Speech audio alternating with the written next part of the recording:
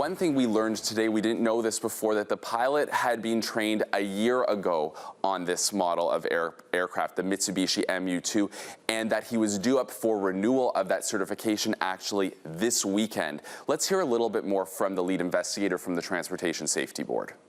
We will evaluate what was the training, what was his experience, what was the environment he was into, and the whole thing we will shed lights into that. This is what the investigation is about. It's too early to say yes, maybe yes, no.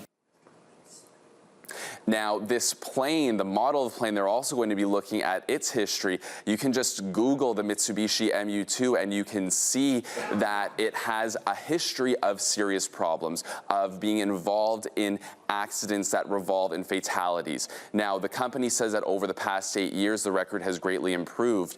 But when you take a look at the history of this plane over a longer span of time, it paints a dubious record. And there are also questions about whether that model of plane could actually hold up in Canadian conditions, and especially the unpredictable conditions that come with flying in this area. The Magdalen Islands, you're in the middle of the Gulf of St. Lawrence. It's very windy and very unpredictable.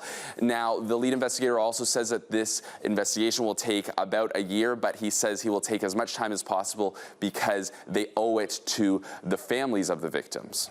Ryan Hicks on Les Îles de la Madeleine. We can tell you as well the bodies of the 5 Lapierre family members who died in the crash have now been released to relatives. Their funerals, along with that of the Lapierre father, will be held next week.